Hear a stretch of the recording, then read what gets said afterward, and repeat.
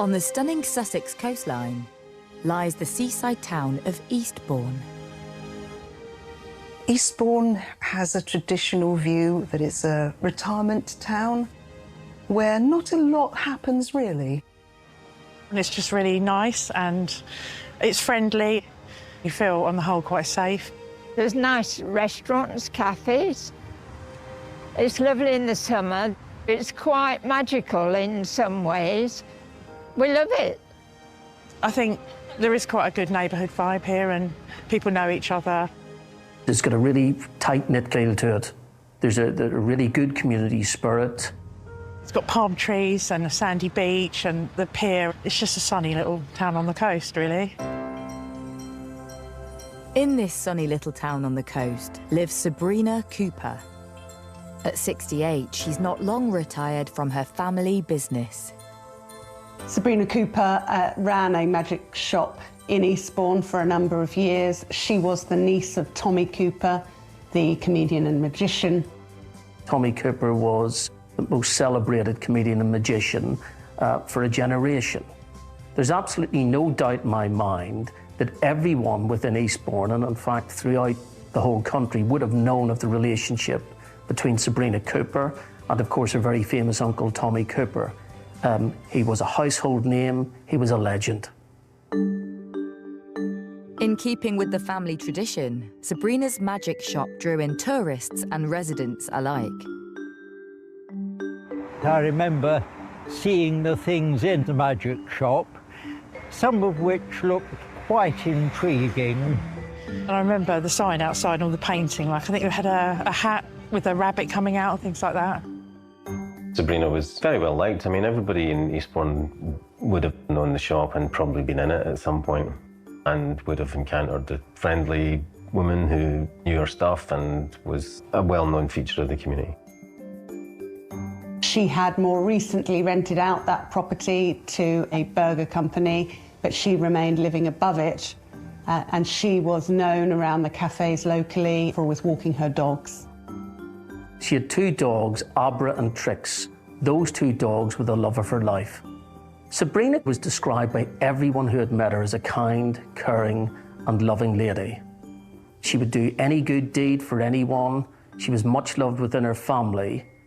She was a highly respected and much valued member of the community in Eastbourne.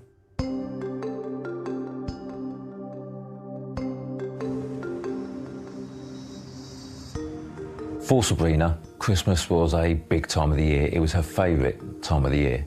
And coming up to Christmas 2022 would have been a really important time for her. On the 16th of December of 2022, Sabrina Cooper had completed on the sale of the property that she had owned, lived in, and had been the magic shop. She had been there for a number of years. She was moving on to the next chapter of her life, which was still to be in Eastbourne. She'd found a property that she wanted to move to. She was very excited to move out of the town centre and to have a quieter life. But this festive season in Eastbourne will never be forgotten.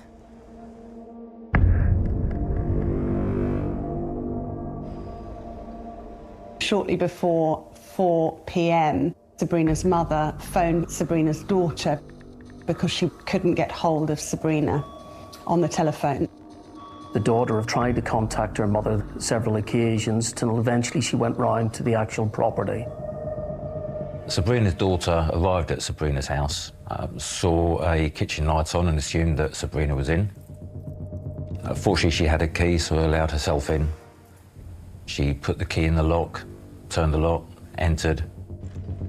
And she found, shockingly, her mother lying at the bottom of the stairs with the two family dogs sitting by her side. It was a very, very chilling moment.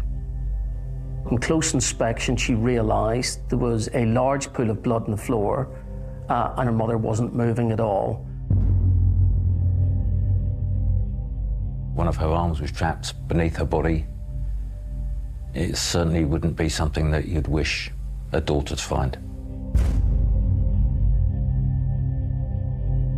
To find your mother in that state, or to find anybody in that state, would be utterly horrific. Sabrina's daughter went straight to her mum, tried to shake her, tried to rouse her. Her daughter came to realise at that specific moment, tragically, that her mother was dead. Emergency services were called. Her mother had recently had a major operation. Initially, the fear was that she had injured herself and ruptured the stitches that she'd had from the abdominal surgery. When the paramedics first arrived, initially, of course, they checked for signs of life and confirmed that she had in fact died. They assumed as well that she had had a fall and it was the surgical incisions that had bled. They called the police because it was a sudden death.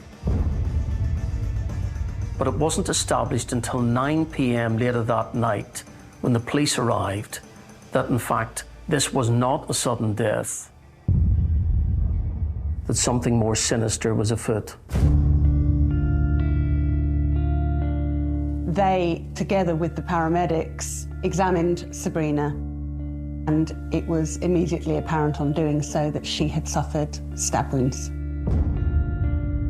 A number of puncture wounds had been found on Sabrina's abdomen. This wasn't some form of tragic accident. It was obvious to the paramedics that this lady had been murdered. This was a murder investigation.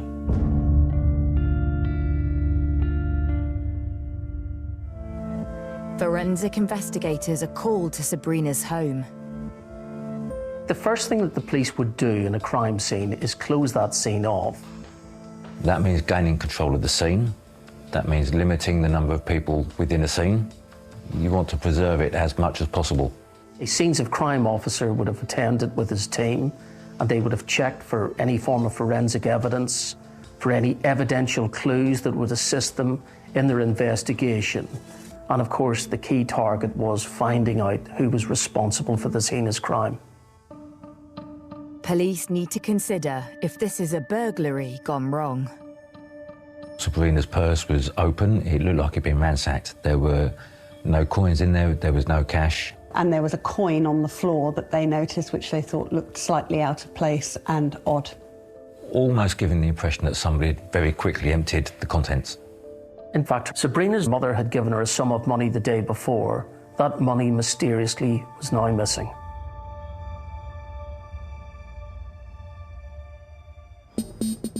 But as officers continue to search the home, a different scenario begins to emerge. Something sinister obviously had happened. But I think the first thing which is remarkable in this case is the police realised that there hadn't been a break-in. Nothing really had been ransacked, none of the windows had been smashed, the door locks were still secured. The evidence tends to suggest that it must have been someone who was known to this lady. Sabrina was a single woman, but her daughter alerts the team to something else out of place. It was rather odd because the table had been set for 2 people. She noticed 2 used mugs in the sink. There was a candle burning in the room. Just some really strange things that raised suspicions. It's not long before news of a crime scene in the vicinity spreads. I worked with a photographer in Eastbourne and he found the scene there and took pictures.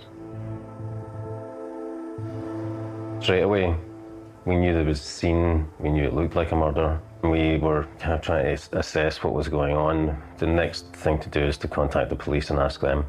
Eventually they did confirm that it was a murder inquiry.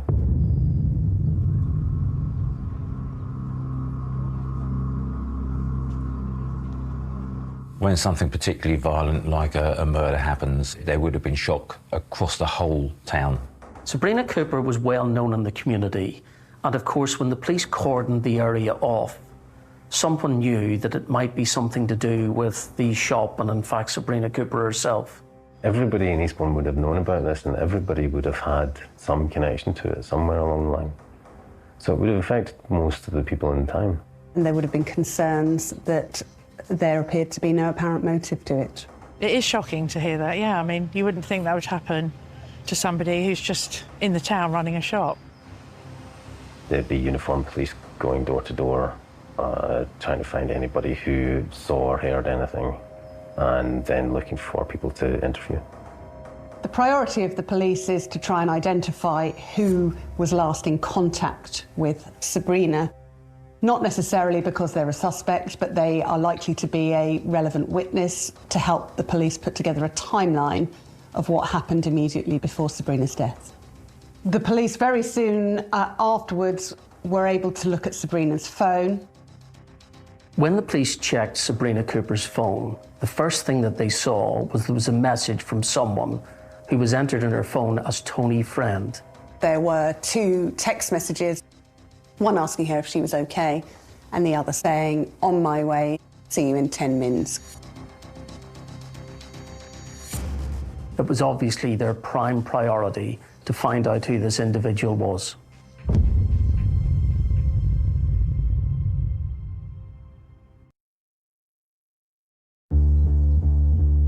In Eastbourne, Sussex, the niece of the famous magician Tommy Cooper, 68-year-old Sabrina Cooper, has been found murdered in the hallway of her flat. The post-mortem examination revealed that she had sustained 4 stab wounds.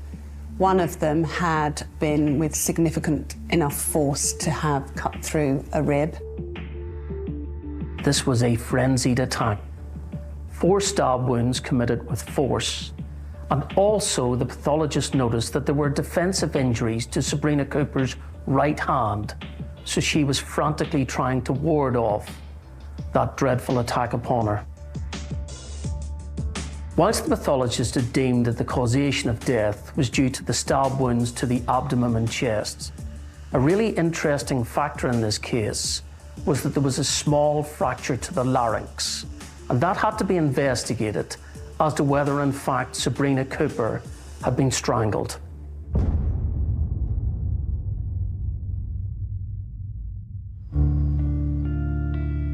Whilst detectives tried to trace her mystery friend Tony, who texted Sabrina on the day she died, investigators pursue other leads. There will be a number of golden hour investigative techniques undertaken. That will include CCTV trawl, not just gathering CCTV, but start to view CCTV to see if anybody's been to the address. The police would approach local businesses, local residents who may have CCTV or Ring doorbell footage or anything of that nature to ensure that it is saved, so it is retained and can be downloaded for the police to use to piece together what had happened. There was a camera looking towards Sabrina's house, and the footage of that became very important. It showed at 8:05 on the morning of the 18th, a man arriving at Sabrina's house. He was white, he was in his 60s, but it wasn't clear who that man was. Sabrina arrived home about 4 minutes later at about 8:09, having been walking her 2 small dogs.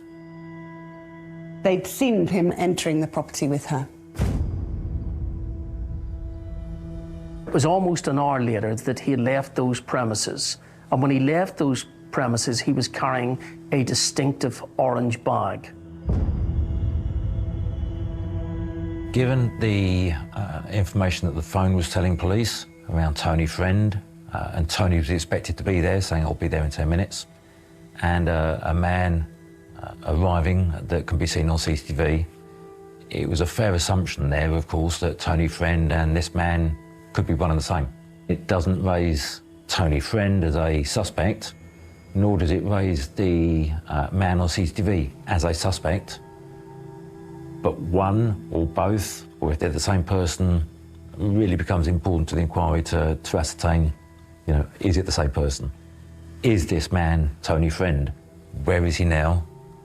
And what information can be taken from him for the investigation?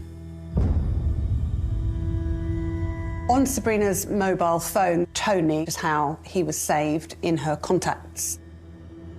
To ascertain who this number belonged to, the police obviously would have first checked with friends, associates of Sabrina Cooper, and then, of course, forensically, they would have examined the number. If it is somebody that Sabrina knows, the chances are there'll be a social media contact there with Tony, whoever this Tony could be.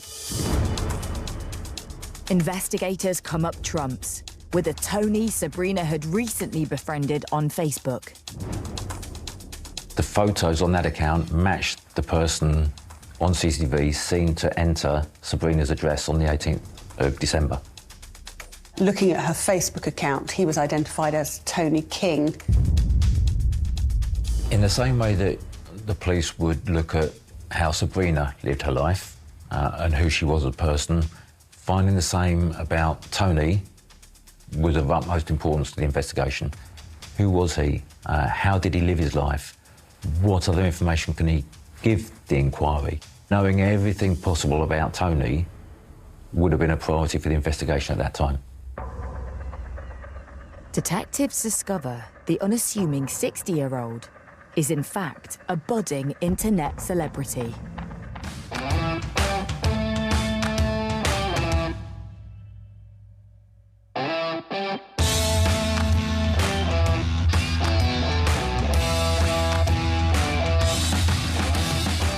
Tony King had a massive social media presence. In fact, I think he had 11,000 followers. Tony's TikTok posts on social media portray him as the life and soul of the party. Look at it! Yay! Oh my God! Go! Yay! Love him. This is the most best female beings I've met in a long time, with banter, communication, and humour. I'm not drunk. He was continually and regularly posting stuff on social media. And this was rather interesting because Tony King was a loner. No real close friends did he have. He had no fixed employment, but he was a sort of man with a van around Eastbourne. He wasn't working and was in receipt of benefits. He had a significant alcohol and drug problem as well. Sabrina's family did not know very much about Tony King or their mother's relationship with him. They knew that she had a friend called Tony, who she had met, they thought, when she was out walking her dogs. And Tony King had struck up a friendship or an acquaintanceship with her. Very casual friendship, no hint of any relationship, just a friendship. It's possible that she tried to help him, that she kind of felt sorry for him and would, you know, just be friendly with him. A good woman just being kind to someone she felt was down on his luck. It seems Tony also shares Sabrina's love of magic. Here's your trick. But happy Halloween, and yeah, here's your treat.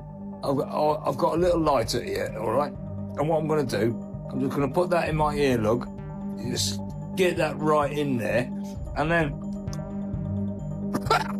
pull it out of my mouth. Happy Halloween.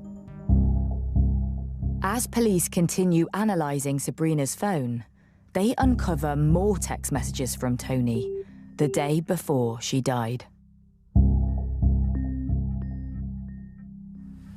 What was found was clearly a text conversation arranging to meet, and it was planned the following day to come and help Sabrina pack up her boxes prior to moving. Tony was arranging to come round and help. He was going to help lift the boxes.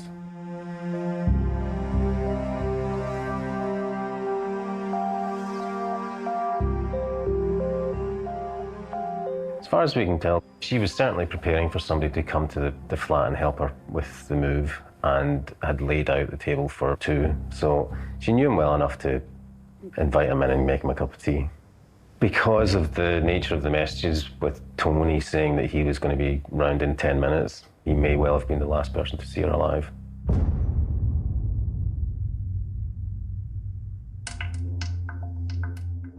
As investigators review the audio from the surveillance footage of Tony arriving, something catches their attention. When the police looked at the CCTV, we were also able to establish that he had actually said as he arrived the words, "Get in, get in." The words were said with some force and some meaning. It was obvious, even listening to those words, that one could almost infer what his intention was. What detectives find next really blows them away. The police found the most sensational video and earth-shattering video the day before the killing. Tony King had posted a video with a chilling message. Watch out for my next magic trick. It's going to be awesome.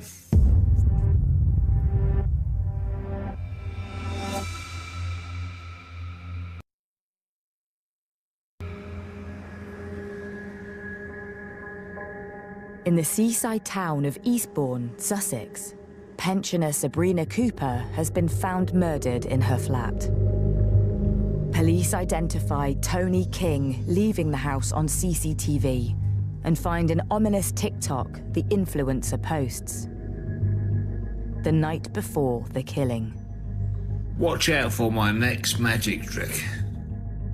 The police, having watched the TikTok on which Tony King said, "Watch out for my next magic trick," immediately made the connection with Sabrina Cooper owning a magic shop and indeed her uncle being Tommy Cooper.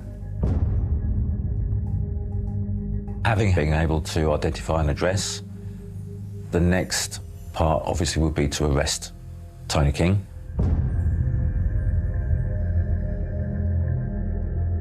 First thing they'd want to do is get him in for an interview. And they managed to locate him fairly quickly. He wasn't on the run. And at 2:35 that morning, Tony King was arrested on suspicion of murdering Sabrina Cooper.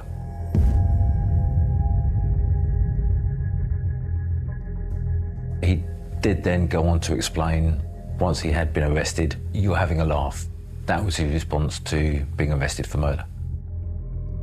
I think that first initial denial, he really hadn't anything to say about it. He hadn't formulated a story. He was caught, caught on the hop. He hadn't prepared anything that he could say. Tony King described or explained to the police that he did know Sabrina, he had had contact, but didn't understand what was happening because, in his words, he'd been smoking spliffs all evening and didn't understand what had happened to Sabrina. He was later brought to the police station. He was interviewed. Tony King had a solicitor present. The solicitor was given the basics of the incident and given what's called pre-interview disclosure. He was being advised what the strength of the case was against him at that time. As detectives start to interview their suspect, news of the arrest spreads across Eastbourne. As a reporter, you're not party to a lot of what goes on behind the scenes, but we go and start knocking doors ourselves to find out what we can about him and his relationship with Sabrina. We found it very hard to find anybody who knew anything about Tony King. It wasn't difficult to find people who knew Sabrina. She was a well-known person in the community, but he really was a loner and nobody really knew anything about him. The most information we got about him was through his own social media. It's about 1 a.m. in the morning. I've actually just woke up. I've had a wee. That was a good one. Meanwhile, investigators begin a search of Tony King's property. As soon as the police attended Tony King's address, that too became a crime scene. They searched his home address and found a bloodied knife under his mattress in an orange carrier bag. The importance of the police finding that orange bag was that it was the very same bag that they'd seen in the CCTV where the suspect had left the house 1 hour later after entering it. They also found his coat, which had blood on it, and a number of items belonging to Sabrina Cooper in the pocket. They found a set of keys. Those set of keys were the very same keys that Sabrina Cooper had reported to her daughter had been missing 2 weeks prior. And in terms of Tony's clothing, there was clothing in the washing machine and in his bedroom, which again appeared to have blood on it and matched the CCTV images of the person seen leaving early that day. Finding a knife with blood on, finding clothes with blood on, all of those had huge relevance to the investigation. The bloodied items are seized by investigators and sent off to the lab for analysis. What the police will be looking for and hoping for is confirmation that that is Sabrina's blood. The forensic results that began to come back showed that the blood on the knife was Sabrina's blood. In terms of major DNA findings, Sabrina's blood was found on Tony King's clothes. His DNA also had been found in her purse, which ultimately revealed, of course, that he had taken cash from Sabrina Cooper. As scenes of crime officers continue to sweep Sabrina's home, more evidence is uncovered. Inside Sabrina's address, there were blood marks there. They had tested various areas within the flat, including Sabrina Cooper's handbag and a filing cabinet, and Tony King's blood was found in both of those locations. Detectives surmise that King must have cut himself on the knife while at the scene. Back at HQ, they confront him with their incriminating evidence. In the police interview, the police would have been trying to establish what had happened, what he accepted had happened, whether he was involved, or whether he was going to answer any questions at all. In the police interview, Tony King accepted that he had gone to Sabrina Cooper's house that morning. He accepted that he had a knife with him. Tony King said that he'd had an altercation with another neighbour and that he had that knife on him for personal protection reasons. And at that specific time, Tony King admitted that he indeed was responsible for the killing of Sabrina Cooper. But maintained he had no intention of stabbing her when he got there, and he didn't in fact know and couldn't explain why he had. He explained in the interview that he did stab her as they went into the property, but he didn't know why and hadn't planned it. Effectively, that meant that the police could sharpen up their investigation. There was no need to trace other suspects. They, in fact, knew at that specific time that they had the right man.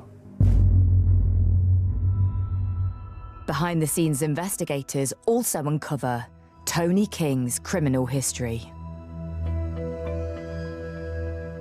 He had several previous convictions, but going back some years. The only notable conviction of concern was a conviction for being involved in the importation of drugs, for which he had received a sentence of 10 years and he had served half. But interestingly, he had nothing for violence. And that was something that the police thought was really, really odd when they started this investigation.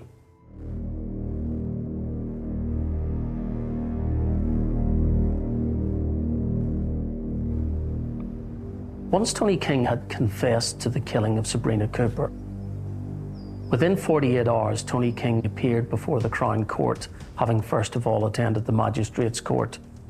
He was charged with an offence of murder.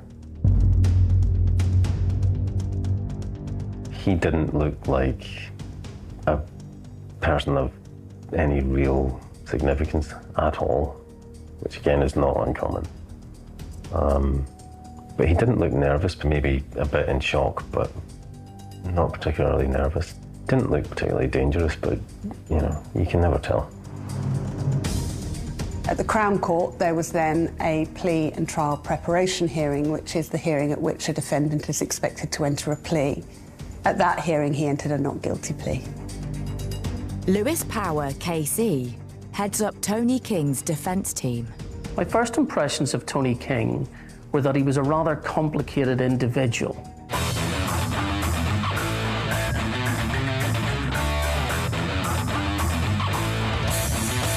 And it was clear that he had to be seen by a psychiatrist, because having accepted that he was responsible for the killing of Sabrina Cooper, the next step in the criminal process was to ascertain whether he had a psychiatric defence to the offence of murder.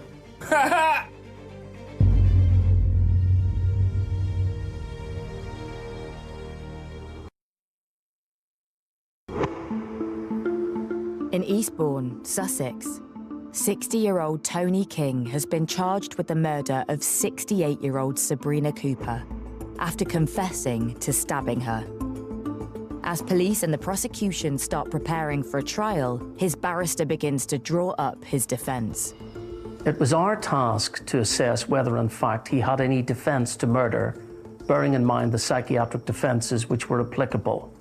We had to look initially to see if there was any abnormality of mind present, so that he could avail himself of what's called the defence of diminished responsibility.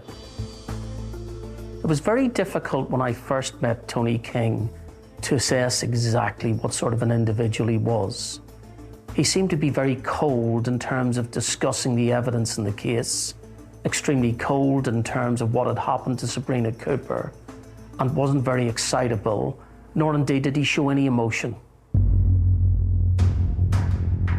We instructed an eminent expert, Dr. Christine Tizard, a forensic consultant psychologist, to assess whether, in fact, there was something at play here that we could utilise in his defence at trial. And from that point, it was a matter of setting up an assessment of Mr. King. It was during COVID, so this was done remotely by video link to the prison. When I first saw him, I suppose there was a little bit of incredulity in the back of my head, thinking, wow, is this man capable of this? But very soon into the interview, I sensed a volatileness under the surface.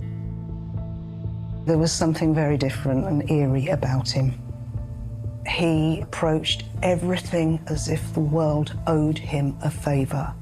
He came across as completely bitter about everything in his life. He talked about his bitterness in terms of his childhood. Tony King came from a broken home. He spent a large amount of his young life in various care homes and progressed to Borstal and short periods of imprisonment. He'd disclosed during his assessment that when he was a 9-year-old boy, he'd beaten another child senseless with a ball bearing for no apparent reason. He'd been violent to other children when he was a younger man. And his justification for that was that actually he didn't matter, nobody took him seriously. I believe that that bitterness manifested itself into his adult life, and he remained bitter. I've come into a lot of questions now. What do you want for Christmas, Tony? That's a big question. What do I want for Christmas? Well, this is what I want for Christmas. I want everybody to stop treating everybody like it's on their fucking shoe. People were all evil, they all screwed you over. His life had been so bad. It was in a sense just a rant of unfairness. I think Mr. King disliked anybody and everybody. He had a massive chip on his shoulder. He felt that the world had turned upon him and that he hadn't had the best of life chances. The assessment tries to pin down King's motive for Sabrina's murder. I think Mr. King was a man that had never made it, was jealous of people, fancied himself with skills, such as if you've seen his TikTok with his guitar and with his magic. Pull it out of my mouth. And perhaps that was an attraction to him, that here is Sabrina with a magic shop and the connections to her uncle Tommy Cooper. And maybe it was, if you like, an opportunity almost vicariously for him to get some fame in his own view. He had a huge anger problem that he admitted to, and it would appear that he was just waiting for the right person for that anger to come out on, and it was a sense that somebody's going to get it because the world has been so unfair to me. Anybody who got into his close proximity and upset him would be at risk. The overall conclusion of the psychologist was that Mr. King was an extremely angry individual who felt cheated at life.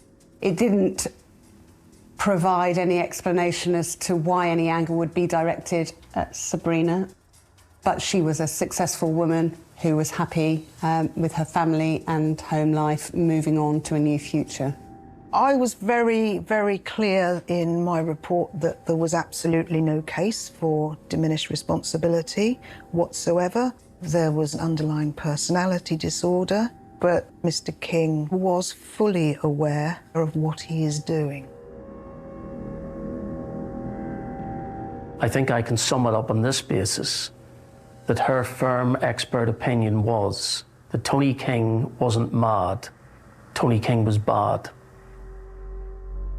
More evidence is uncovered to support Dr. Tizard's conclusions. When the police interrogated Tony King's mobile phone, they found an unsent TikTok video.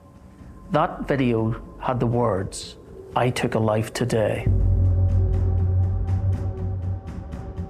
In my mind, that showed that there was definite premeditation and planning involved in the killing. Tony King, on being confronted with the conclusion that there was no psychiatric defence available, had a stark choice as to whether he wished to continue to contest the trial or whether he wished to plead guilty. Almost immediately, Tony King gave instructions to us that he wanted an end to this matter and he wanted to plead guilty to the offence of murder.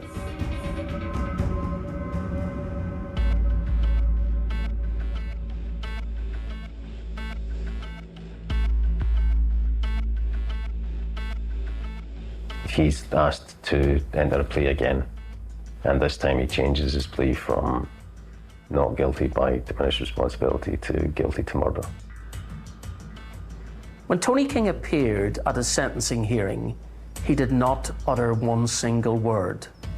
He was cold. He looked once at the faces of the family of Sabrina Cooper. He didn't apologise once.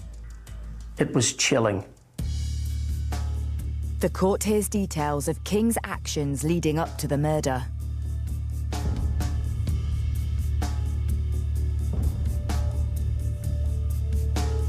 Watch out for my next magic trick. It's going to be awesome. It was clear in my view that he was trying to sensationalise what was about to happen. He wanted to be the centre of attention. He wanted to be as famous as Sabrina Cooper's uncle, the famous magician and comedian Tommy Cooper. He wanted to go down in history as someone who had committed this heinous act. Tony King had sent a message to Sabrina Cooper with an emoji saying, "I'll be round later." The emoji was that of an angel. How ironic it was that the following day he was the angel of death.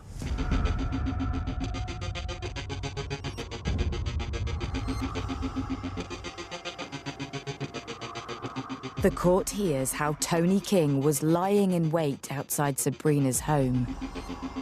Having entered the address with Sabrina, no conversation happened, according to him. And that anger and rage erupted. And unfortunately, that was meted out towards an innocent woman. He then stabbed Sabrina to death. An hour later, Tony King leaves with the £100 of cash he's stolen from Sabrina's purse. Then he makes his next calculating step. Tony King sent a message to Sabrina Cooper saying, "Hope you're okay, girl, call you later, kiss." And the inference was that he was trying to suggest through that message that he didn't know that she was dead. This, in fact, in our view, showed that the offence was premeditated and that Tony King was covering his tracks. From Tony King's phone, there was a text message asking a friend to join him at the pub because he had £100 to spend. It shows an absolute callousness, a real narcissistic side to him that actually Sabrina didn't even matter to him. Tony King is finally sentenced to a minimum of 23 years. Effectively means that he wouldn't be eligible for parole until he's in his 80s. He's going to die in prison. There was a sense that justice had been served in the end. I could nearly feel a lump in my throat, looking across at the faces of the Cooper family, the sadness. This was the loss of their mother, their daughter, their sister. It was completely meaningless and completely tragic. It's a sensational loss, not just for her family, but for the whole community.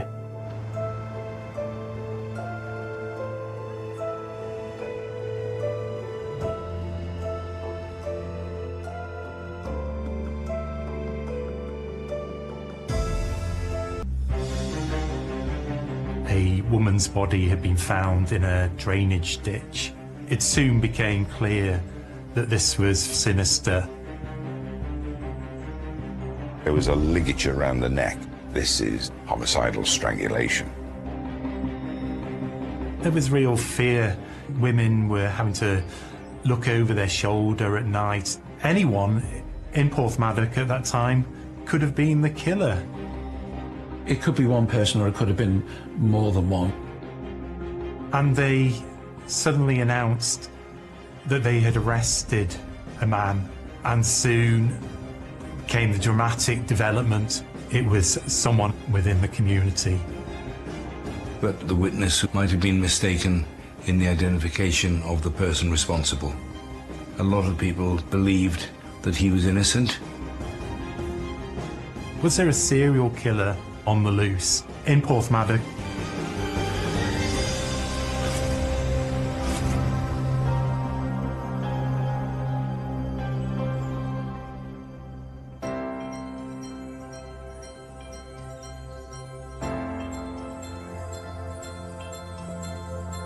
Nestled on the picturesque Glaslyn estuary in North Wales is the charming harbour town of Porthmadog.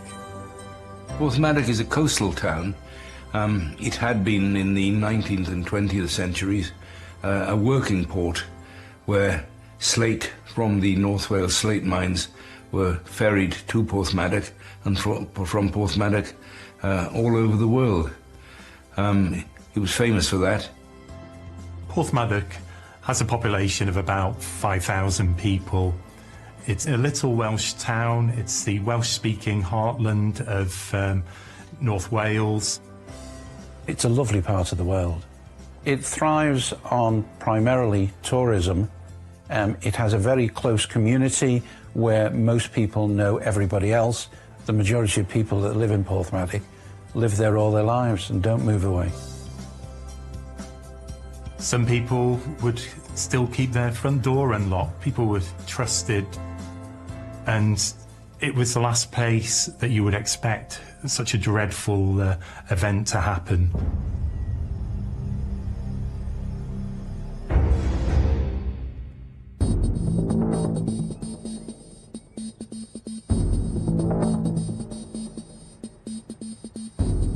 It was one of my days off, visiting Liverpool, and it was in the afternoon that my phone rang.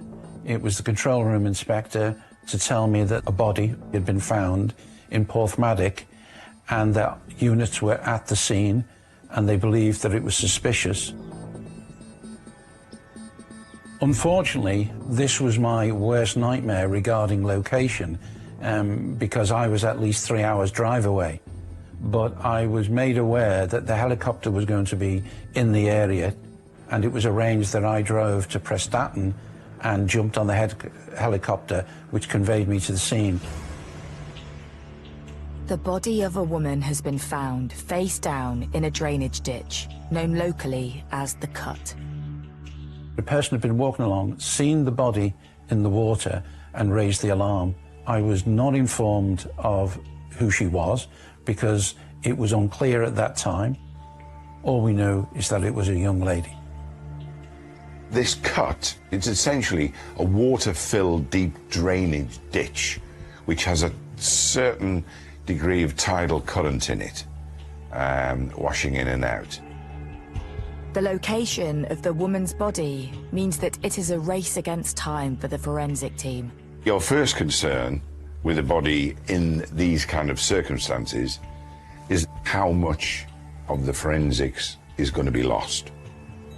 If you've got a scene where there's running water, then you need to work expeditiously. There's a real kind of urgency to remove her body and take her body away from that water body so that we can recover evidence before it's been washed away.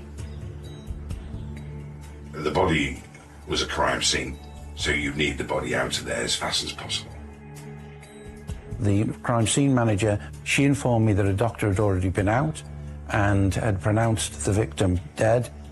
And on turning over the body that was still in the water at that time, they'd found that a scarf was placed around her neck and that the end of the scarf had been forced down into her mouth. Once the pathologist was able to inspect the body and see that there were features that were not in keeping with an accidental death, then that triggered a completely different track for the investigation. We're now in a possible murder situation. This is homicidal strangulation. I mean, she wasn't suspended from anything. It wasn't self-suspension. There were injuries to the body, bruises. So it was quite clearly a homicide. Also that there was part of her clothing was disturbed, which it led us to believe that there was a sexual side of this attack. Identifying who the victim is naturally a priority because we need to inform the relatives. We didn't know at that time whether the person was a local or someone there on a holiday. It was my suspicion, bearing in mind the location, and it was close to local housing, that it was unlikely to be a sort of tourist. It wasn't the tourist part of town, but we didn't know. As police and CSI descend on the small seaside town, locals are becoming increasingly alarmed. Word soon gets around. It really did shock the community. Something of this magnitude hadn't happened to a local girl that I can remember. And then obviously the police activity in the area became obvious to the locals, and this huge inquiry started. I was informed that a brother had come to the cordon and raised the alarm that his sister was missing. The young man who is concerned for his sister lives nearby.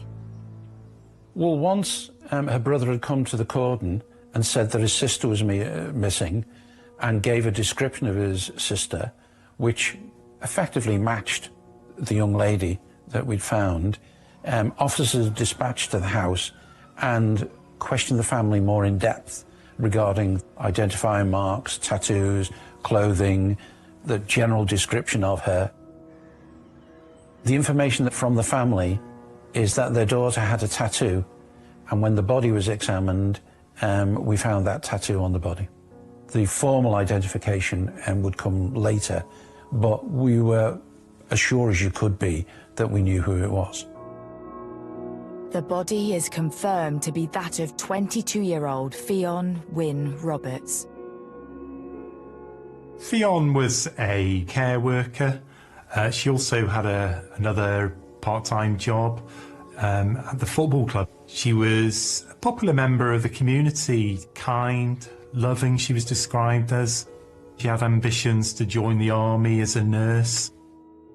And she lived in Porthmadog all her life. She was just a regular young lady. This is an open book at this stage. We wanted to know who she had been with that night. Had she travelled home alone? So the inquiries were in the locations that she'd been and the people that she'd been in with. Who was the last person that was seen with her, or we believed to be with her? So at this point, we're totally blind. We've only just found the body, we've only just found the family, so we had no information whether she'd been with anybody that evening, and we have to backtrack, in the first instance, at least 24 hours. Just a few hours before her body was discovered, Fionn had been enjoying a night at the pub with her parents. On the evening before, she'd been out celebrating with the family, and on a Saturday evening, had been doing what most young people do, socialising with friends in the town. Fionn's father is the first to go home, leaving Fionn and her mum drinking at a pub in nearby Crimewatch. At around 2 a.m, Fionn's mum returns home, and then 2 hours later, Fionn decides to make the short walk home alone. At that time, in Porthmadog, I would hasten to say that the vast majority of people, if not all the people, felt extremely safe at walking around at night. And it was not unusual for young ladies to walk home and feel safe. And Fionn obviously felt safe enough to walk home on her own. Others had offered to go home with her, and she had decided no, she was safe enough, and she left for the journey home herself. So I think she was going home not having any worries at all, because at that stage, I don't think people did in that small rural town. This was the last time Fionn Wynne Roberts would be seen alive.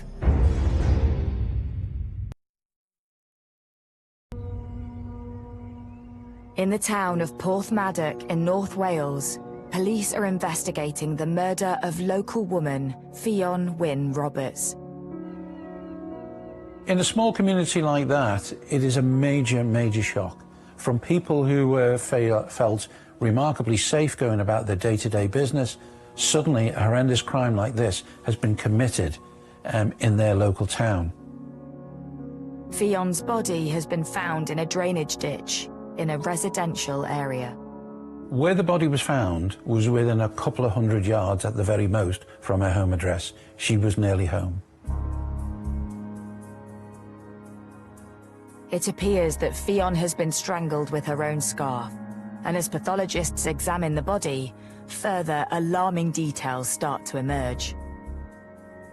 It's quite obvious this is homicidal ligature strangulation. The scarf was particularly tight around the neck with the knot on one side, and then from the knot it was the rest of the scarf that had been pushed into her mouth and throat. It may have been done by the assailant to stop her screaming or crying out. And she had all the changes associated with that.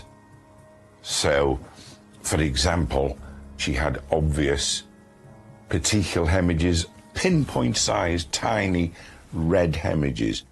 And the skin of the face, so you've got two components. You've got the compression effect around the neck of the ligature itself, and the airway obstruction, both combining to cause asphyxiation. As the post-mortem continues, it reveals the horrifying details of Fionn's last moments. She was still alive when she went into that water. Now, she may well have been unconscious and dying from the ligature strangulation, but she was still breathing. There were breaths. You only have to inhale a few times or suck water into your lungs. My lungs were hyper-expanded, full of fluid, cause of death. was a combination of ligature strangulation and drowning. Fionn had suffered a swift but brutal attack. Fionn had injuries to the lips. There were bruises and laceration. Some of those may have been caused by direct punches to the lips. She also had bruises to her face, bruising to an eye, so she had definitely been struck by her assailant. So unexpected was the attack that it seems Fionn did not have the chance to fight back. So as a forensic pathologist, we'd always be looking for any injuries which suggest that the victim has fought off her attacker. Usually they'd be to the arms if someone is being attacked with a weapon, for example. In Fionn's case, there were no defensive injuries. The lack of defensive injuries suggests that maybe she was incapacitated very quickly, taken by surprise. So, did Fionn suffer? I think it was probably extremely quick, so she probably didn't know much about it. As the days pass, pressure is mounting on Detective Superintendent Challoner and his team. You've got to look at it with clear eyes, because the objective is to find the truth and to find the offender. Everybody that came into contact with Fionn for 24 hours, everybody in the pub, everybody that was out and about that night, and all those people are interviewed. So you're talking about hundreds of statements being taken. What we're trying to do is to identify everybody's movements at the relevant times in Porthmadog, because one or more of them was the offender. Anyone in Porthmadog at that time could have been the killer. It could be one person or it could have been more than one. We knew that a handbag was missing. So I am deciding on what is the priority about searching and expanding that search area, especially as this is a water flow and evidence may have moved down that. And then there is a breakthrough. That handbag was found by one of the search teams, but what I would describe as a sluice gates, which stops the estuary water coming in and flooding all these waterways. And what had been discovered there was a handbag and items of clothes. There was a set of trousers and there was a training shoe found. It is our belief that the offender had discarded them, hoping that the water in the estuary had washed them out and they'd never been recovered. But the person's aim hadn't been good and they'd been caught on the top of the gate and remained there. Now all they had to do was find who wore them that night, who owned them. The police, they spoke to nearly 5,000 people in the area. They issued leaflets, they made appeals. They wanted to know who owned these items of clothing and the shoe. But the police appeals for information regarding the owner of the clothes do not prove fruitful, so all hope lies with forensics. So the process of examining the tracksuit bottoms is that we lay them flat onto an examination bench, and then we start to methodically recover any evidence that might be present. So that might include any body fluids, any DNA, and we're also looking on the surface for things like hairs and fibres. And in this particular case, that process recovered dog hairs from the clothing. So it's likely the owner of these tracksuit bottoms owns a dog. If we can recover DNA from it, and we then identify a dog that we think that hair might have originated from, we can take a small mouth swab from that dog, recover its reference DNA profile, and compare it to the hair that we recovered from the tracksuit bottoms. And then the investigation turns in a direction that stuns the community in Porthmadog. So often the answer to who murdered someone lies close to home. Phone inquiries reveal Fion's brother had rung her 19 times in a short period of time on the night of her murder. Something which raised concerns due to their relationship. There was much more than ordinary sibling rivalry between Fion and her brother. There were long periods of time when they didn't get on. On the night in question, her brother was drinking with friends in a car park. And police also focused on the whereabouts of Fion's father. He had no alibi because he'd been to the same party as his wife and daughter, but had left early. So he left a pub called the Sportsman's at about 1 o'clock in the morning. So I was home by about 1:30, and so was a suspect in the sense that he had no alibi for the crucial few hours.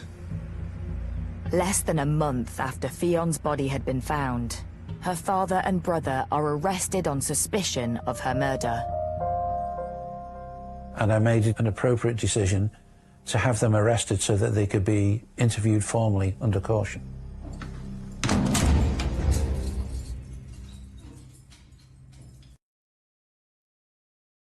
Police in North Wales are investigating the homicide of 22-year-old Fion Wynne Roberts.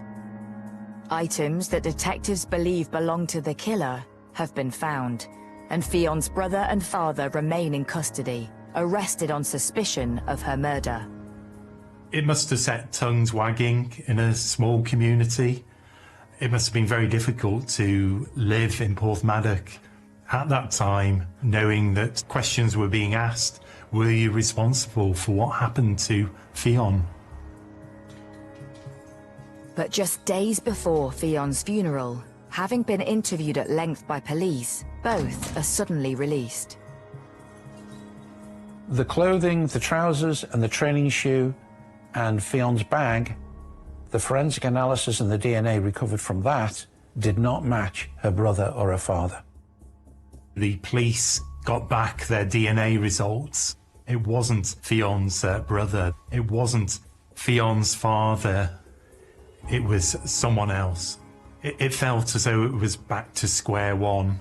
There was pressure on the police to solve this crime. Their councillor was even calling for a new investigation team at one stage. So there was real pressure to solve a seemingly random killing in a small town.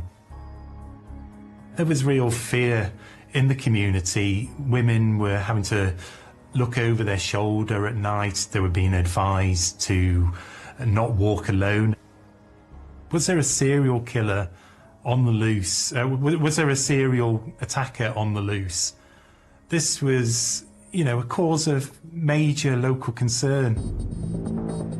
Both locals and police are highly aware that a killer is still at large, and Detective Superintendent Peter Challoner has his own fears. An offender goes on to offend again, and it is always a risk that if they get away with one crime, they'll commit another. Desperate for the investigation to move forward, the police need help from the public. We were still focused on finding out the person whose DNA we had found on those clothes. We were able to offer a reward of £10,000 for information leading to the offender. A local businessman had offered to pay half the reward. 1 month after her death, Fion's funeral is held at Capel Salem, Porthmadog. 500 people turned up at her funeral, shops closed. There was support for her family, her devastated family in this hour of need and grief. As Fion's community grieve her loss, the investigation into her murder continues. We weren't getting a lot of success from our appeals. We weren't getting closer to the individual responsible.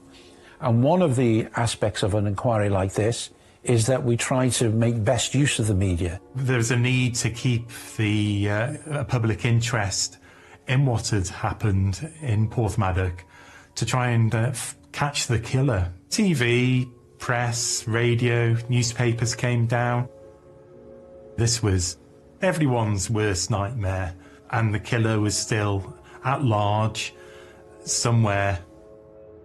And the police felt that the answer lay in the local community, that they would find the killer somewhere in the Porthmadog area.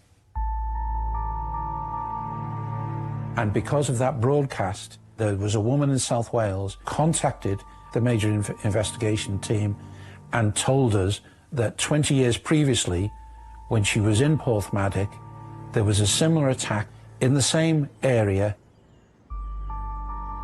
The attack 2 decades earlier had happened just yards from the location that Fion's handbag had been found. A young lady had left her place of work and saw a man apparently molesting a woman, and she shouted to him and he ran away. Quite an astonishing development in the case. This woman had come across another woman in broad daylight who was crying and seemingly about to be attacked with a stone. This was a key evidence for the police. The eyewitness knew this local man. She named him. And checking back through the records, police are able to see that a court case had been held in the local magistrate's court for assault. A man had been fined, ordered to pay compensation. The man connected to the attack in Porthmadog 20 years previously is 55-year-old local factory worker Iestyn Davies.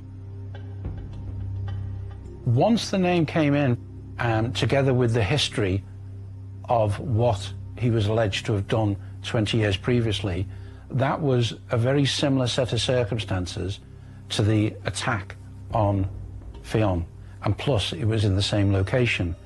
So immediately he became a person of interest. A plan was put together to arrest him and to retrieve his DNA.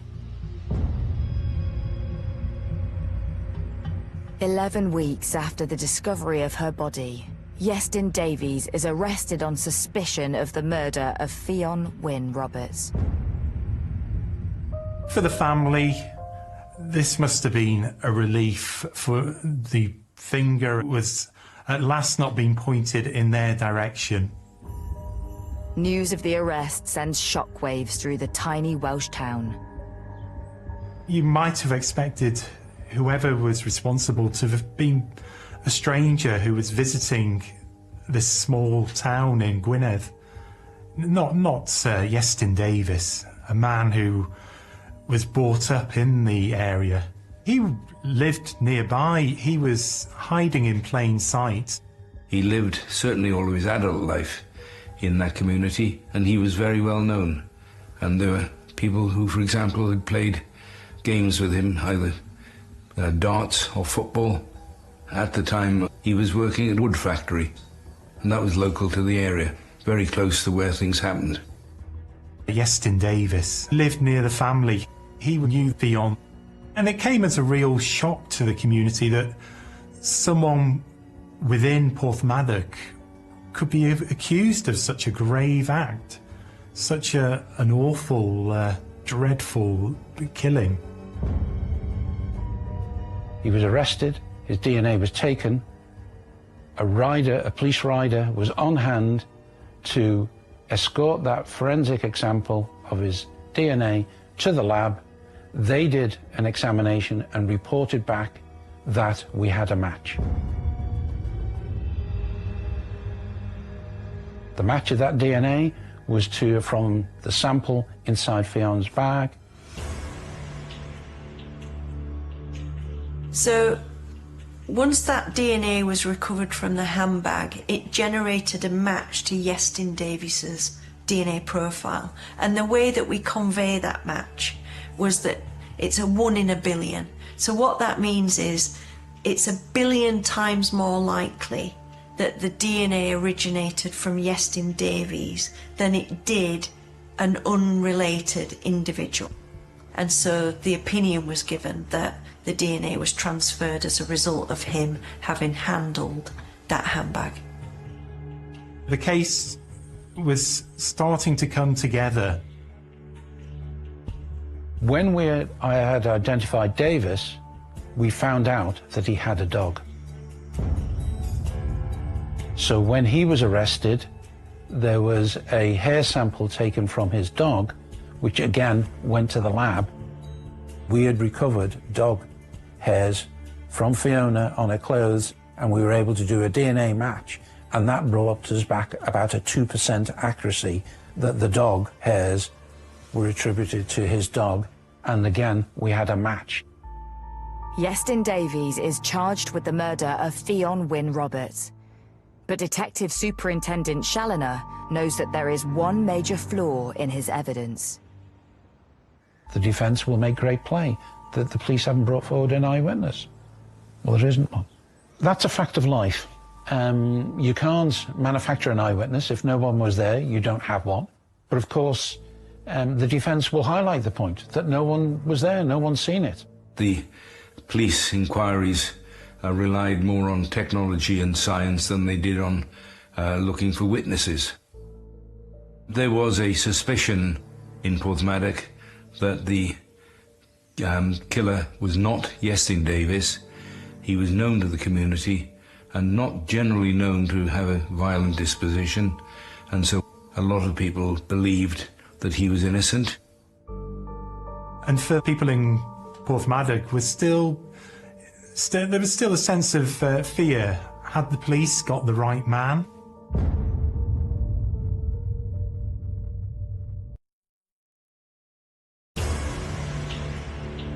Nearly 12 months after the body of Fionn Wynne Roberts was found in a drainage ditch, the man accused of her murder, Iestyn Davies, is to stand trial.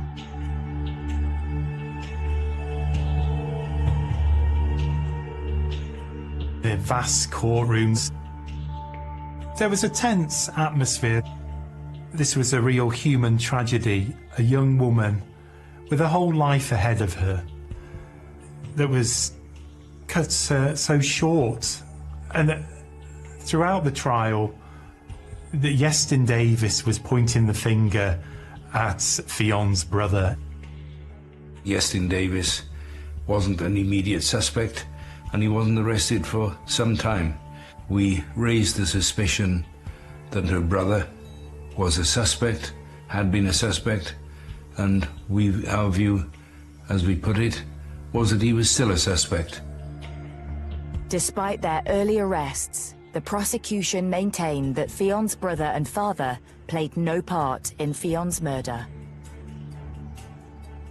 They were released after those interviews, and in the fullness of the inquiry, we eliminated them as responsible in any way. They were purely victims, and they had no responsibility for their sister and daughter's death. The prosecution puts to Iestyn Davies evidence that links him to the tracksuit bottoms and trainer, items they believe belonged to the killer.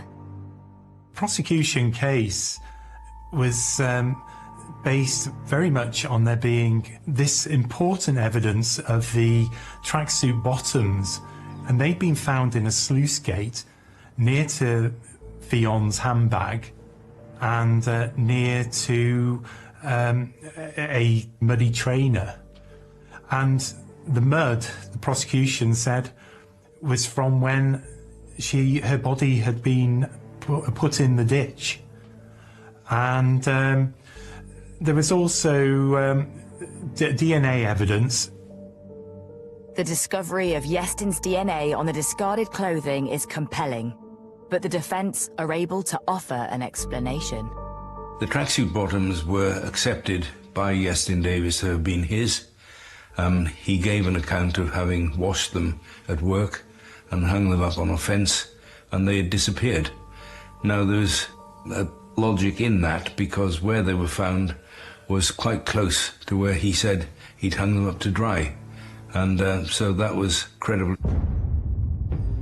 However, it is revealed that Iestyn Davies' DNA was also found on Fionn's clothes. He gave as an explanation for that he had seen her on the Friday night at the station public house and that he'd given her a hug. So if an individual gives an account in which they have been in legitimate contact with someone before the attack, we have to consider what is the chances or what is our expectation of DNA transferring in that setting. And obviously, if I hug someone, my DNA could transfer. The prosecution are quick to offer their rebuttal. 2 witnesses were called to say that we've known Iestyn for many years and we don't think he's a hugging sort of person, and that he didn't know Fionn well enough that he would have spontaneously hugged her on seeing her. The defence know that the eyewitness evidence from the historic assault in Porthmadog may be harder to explain away. The difficulty that we had with the evidence of the previous incident is that the person said that the attacker had held a rock in his hand, and the body of Fionn Roberts was found to have had a head injury consistent with having been hit with a blunt object, and that could have been a rock. So that would then become, in the prosecution's perspective, a weapon of choice. Nonetheless, Iestyn's defence team raise a simple concern that casts a shadow of doubt over the eyewitness testimony. The witness might have been mistaken in the identification of the person responsible. The prosecution reveal their most damning evidence so far when they present to the jury CCTV of Iestyn Davies on the morning of Fionn's murder. He appears to be wearing the tracksuit bottoms the police believe were worn by the killer. It was a matter of capturing him on CCTV, capturing his movements to the scene where we believe that she was killed at the relevant time to where the attack happened on Fionn. And at that time, he had with him his dog. We then capture him going back to the premises he was staying at. He changes clothes, and then he's captured going in the direction of the sluice gates. He then, after a short period of time, goes back to the premises where he's staying. What's most significant is in the first part of that journey, where we believe he attacked Fionn, he is wearing the Adidas tracksuit bottoms with the stripes down the side, and when he goes back to his home and then he leaves, he is in a different set of clothing. So we believe he committed the crime, he went home, he changed and took all his clothing and his shoes, went down to the sluice gate and tried to discard them. The CCTV evidence places Iestyn Davies in the vicinity of Fionn's murder around the time she is believed to have died. But Davies claims this walk in the early hours is far from unusual. He gave explanations for that, which were very early in the morning. He had a dog, Meg, who didn't let him sleep in, and the dog woke him early, and he went out walking the dog. The police asked him about the change of clothes, and he readily acknowledged that he had changed, but said that was often his habit. He'd go out for a very early morning walk in whatever was first to hand when he got up, but then he changed into what would be day clothes later on. In the dock, Iestyn Davies seems unfazed by proceedings. He was full of himself in there. He was an expressionist, cocky. He was cool, he was calm. This was a man who wasn't buckling under the pressure of intense questioning. Iestyn Davies was almost laughing at the law. There was a telling moment when he said, "I'm enjoying this." This was during his cross-examination, which was quite shocking to those in the courtroom at the time. And don't forget, we were talking about the most horrendous murder of a young woman. They painted a chilling or sinister outline of the true character of the man. A man who seemed unfazed by what he was being accused of. He was so devious. He was a man who hadn't panicked, who smirked while being questioned about a murder of a young woman. But the prosecution have evidence that they believe will wipe the smile from Iestyn Davies' face. There was DNA found in the knot of Fion's scarf, which was used to strangle her and gag her. And because the DNA was inside the knot, it suggests that it belongs to the person who tied the ligature. You have to remember that this person was found in a water body, so that there's a risk that it's going to remove some evidence. But the fact that we've got this knotted part of the scarf means that it would have been protected. It's a forensic goldmine. So DNA is this kind of silent witness. And the DNA is a match to Iestyn Davies. All this evidence was pointing towards Iestyn Davies.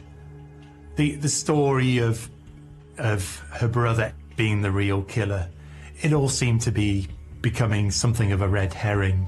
He wasn't the clever killer that he perhaps thought he was. He was concocting lies, and his story was starting to fall apart under scrutiny. After 6 weeks of evidence, the jury retired to consider their verdict.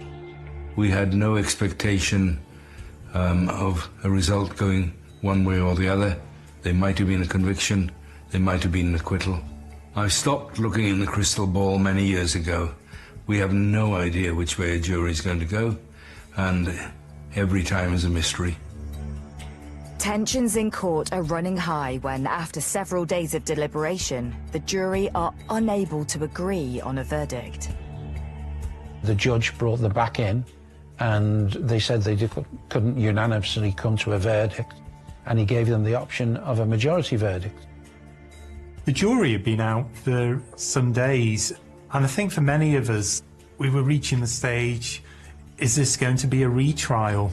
Now, once they'd been given that opportunity to bring back a majority verdict, it wasn't so long after that that they actually returned. By a majority verdict of 10-2, Iestyn Davies is found guilty of the murder of Fionn Wynne Roberts.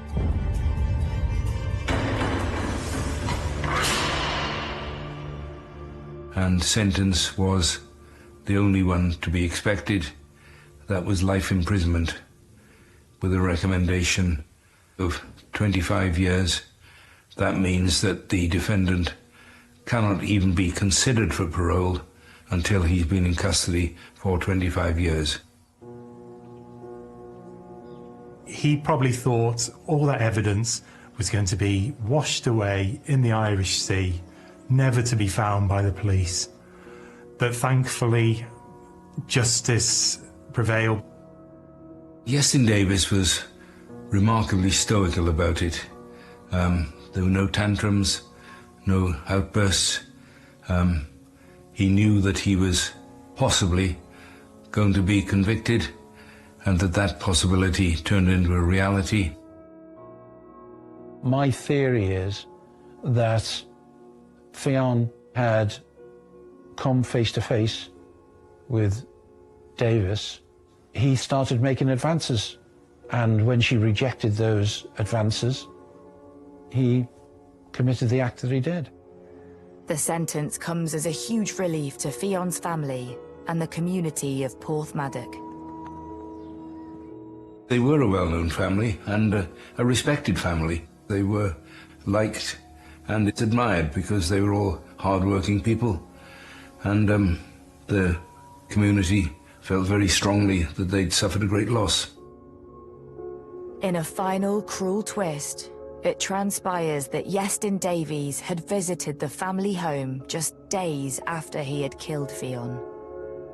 And it really did add to the agony of the Roberts family. They'd lost their daughter in these most terrible circumstances, and then have the killer turn up at their home, comforting them. This was a truly grotesque thing for anyone to do. For Fionn's family, friends and neighbours in Porthmadog, the loss of one of their own continues to cut deep. It caused huge upset. It was going to take time for the people to get over what had happened to this well-liked girl.